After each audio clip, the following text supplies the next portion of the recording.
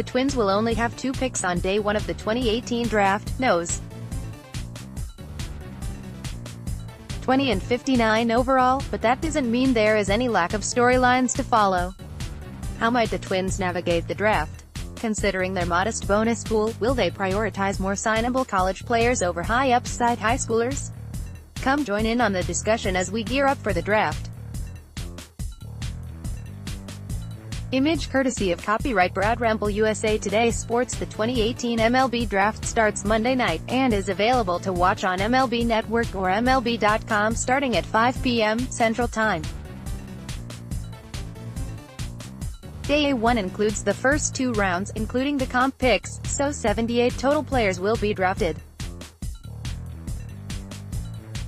Rounds 3 to 10 continue Tuesday before the draft concludes Wednesday with rounds 11 to 40. We'll get into some strategic moves the Twins may be considering a little later, but for now here is some additional pre-draft coverage from Twins Daily that you'll want to check out. 2018 MLB Draft Top 50 Prospects, 1-. So, here is a brief breakdown of some of the things you need to know before the draft.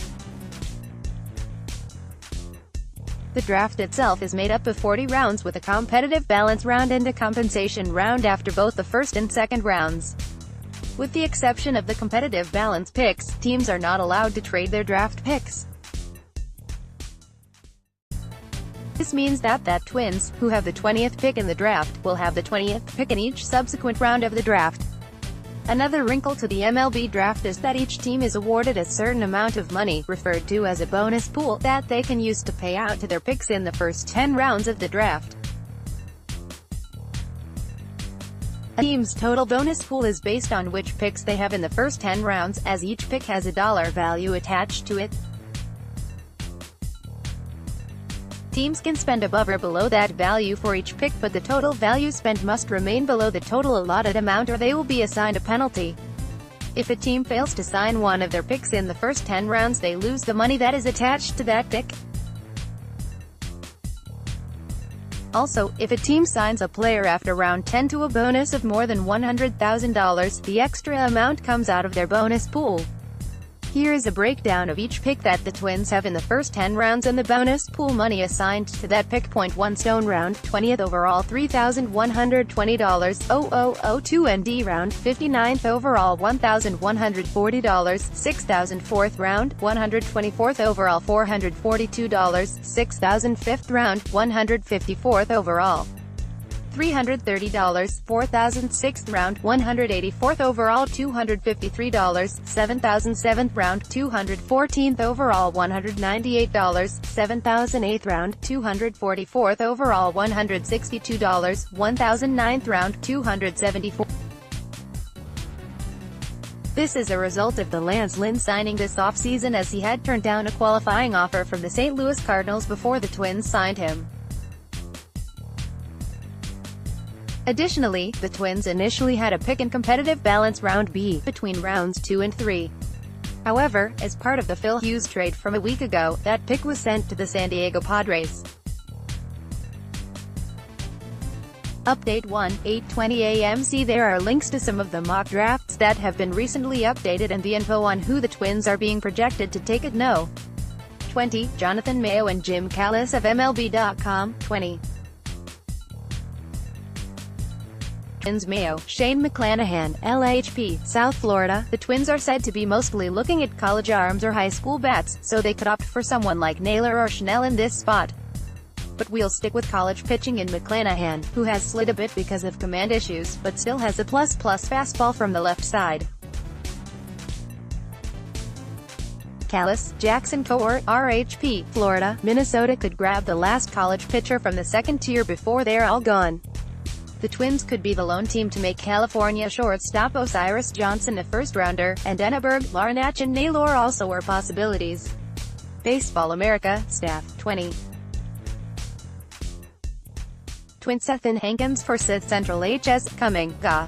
RHP notes, Hankins figures to be in play starting around No.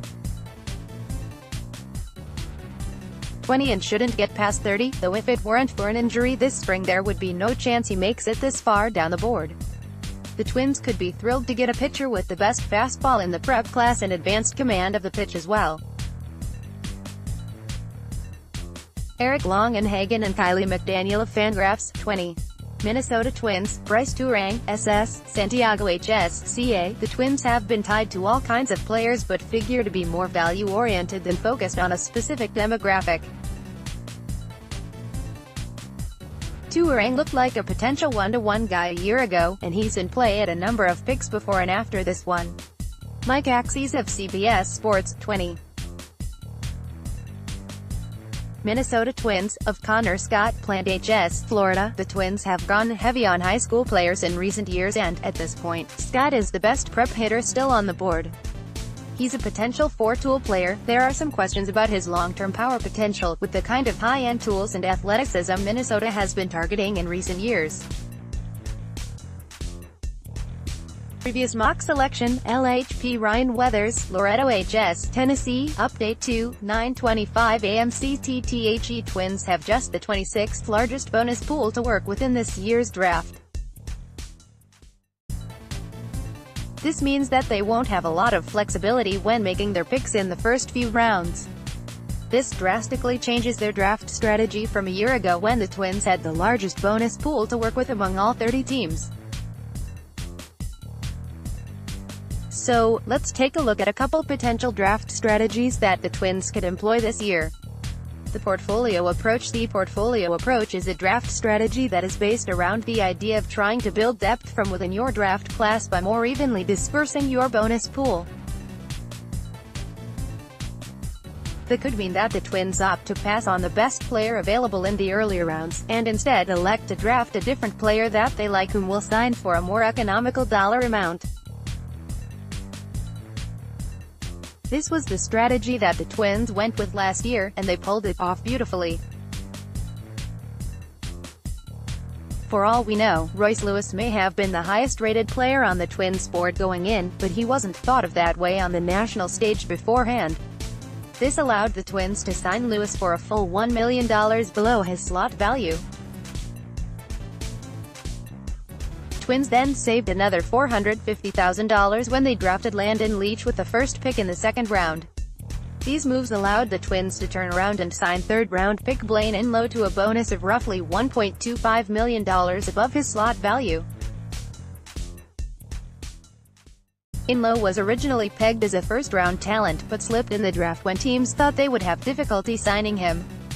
If the Twins wish to take a similar approach this year, it will most likely mean that they will try to focus on the college ranks, as these players are often easier to sign at or below their slot value, as opposed to top-tier high school players who usually take a little bit more money to sign.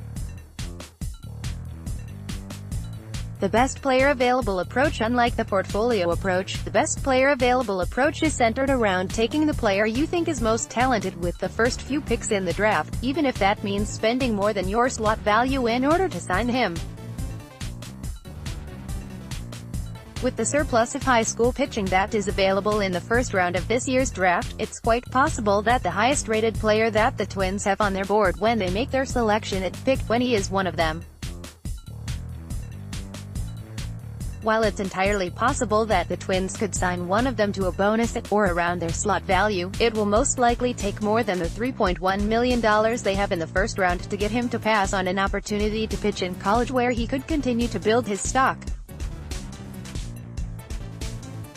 If the Twins wish to go after one of these players, they will need to look to save money during some of their other picks in the first 10 rounds.